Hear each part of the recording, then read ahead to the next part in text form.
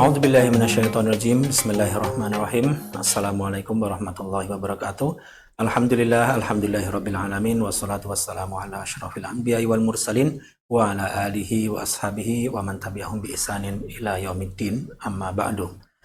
Alhamdulillah kita masih bisa bertemu kembali pada sesi kedua atau pertemuan kedua membahas tentang fikih puasa, fatwa-fatwa puasa dari Kitabus Shiyam karangan Darul Ifta Al-Misriyah atau Lembaga Fatwa Mesir. Baik sahabat semuanya, dimanapun kalian berada, kita akan membaca selanjutnya pada halaman 8. Kita baca masih tentang kemuliaan-kemuliaan Ramadan atau mengapa Ramadan ini menjadi bulan yang mulia.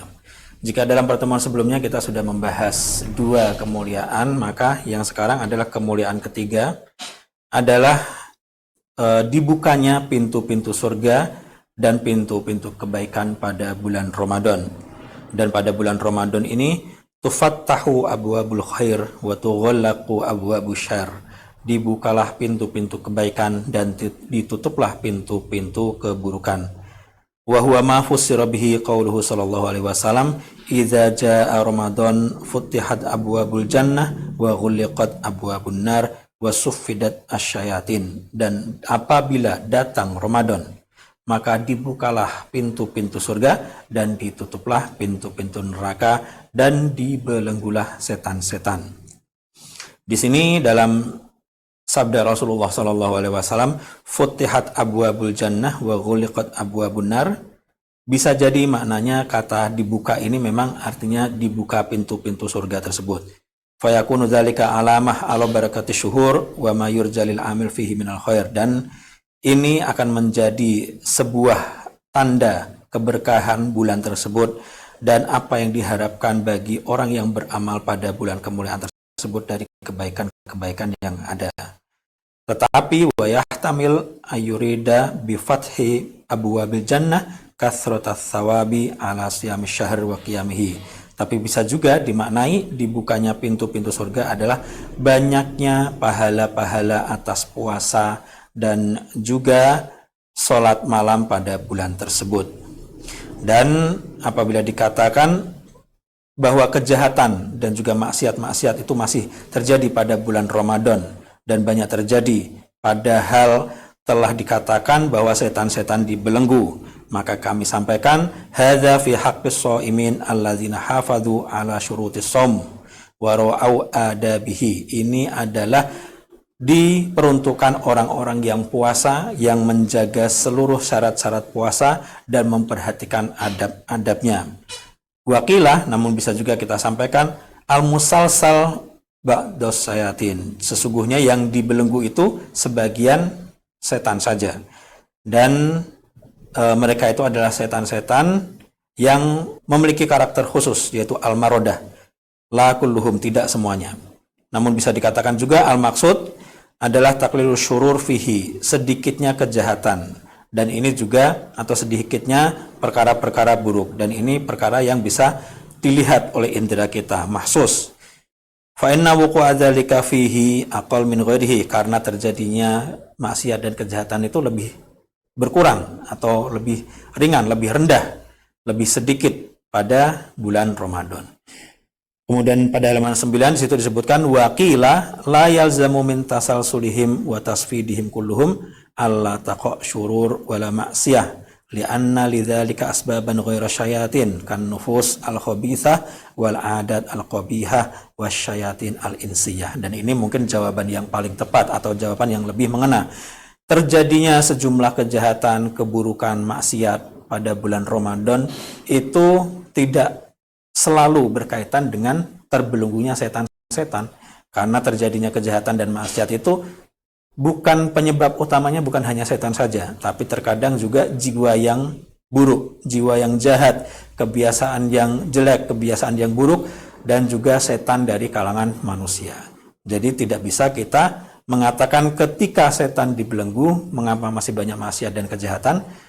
Karena bukan faktor utama seseorang melakukan kejahatan atau maksiat karena setan saja, tapi bisa jadi karena jiwanya yang buruk. Kemudian waqtas sallallahu azza wa jalla layali syahrul Ramadan Dan kemudian Allah mengkhususkan malam-malam bulan Ramadan semuanya dengan banyaknya hubungan-hubungan robani, karunia ilahi, dan fafil lail tasri tajaliyat al-anwar, dan pada malam terdapat banyak sekali karunia limpahan cahaya ilahi. Kemudian dalam sebuah hadis telah disebutkan juga, idza kana awwalul lailatin min Ramadan futihat abwabul jinani kulliha, apabila pada awal malam pertama bulan Ramadan maka dibukalah pintu-pintu surga semuanya.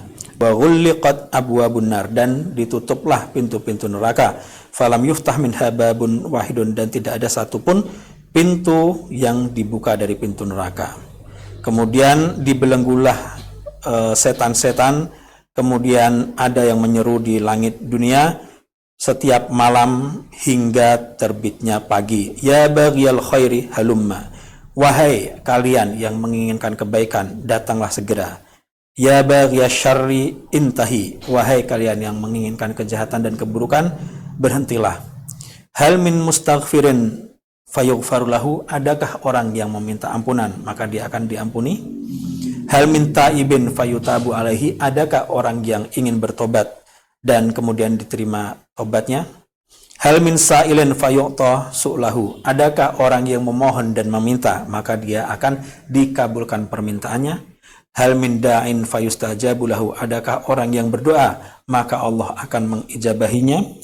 Kemudian walillahi azza wa jalla inda waqti fitri kulli lailatin min Ramadan utaqa yu'taquna minan nar, dan setiap malamnya Allah setiap waktunya dari malam maka akan ada orang-orang yang dibebaskan dari api neraka oleh Allah Subhanahu wa taala.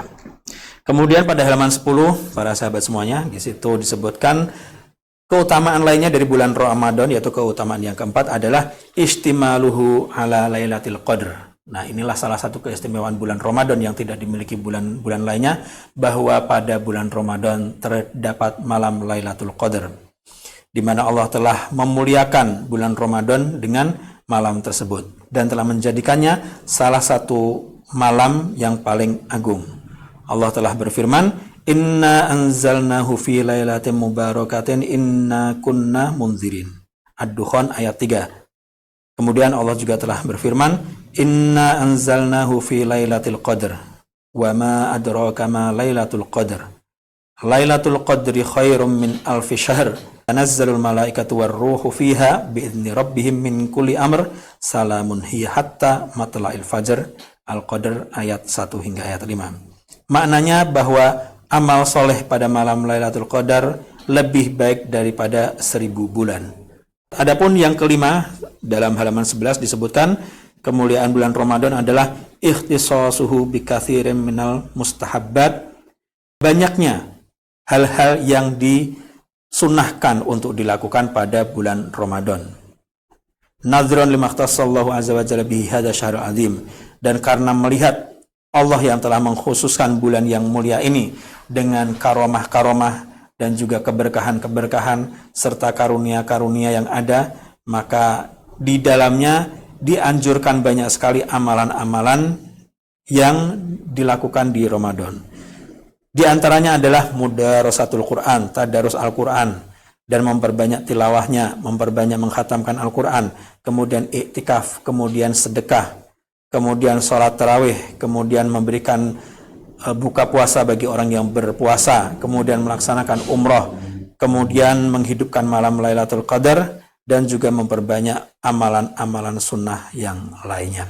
Baiklah para sahabat yang berbahagia dimanapun kalian berada, itulah pertemuan kita pada kali ini. Insya Allah kita akan lanjutkan dalam kesempatan esok hari. Barakallahu fikum. Wassalamualaikum warahmatullahi wabarakatuh.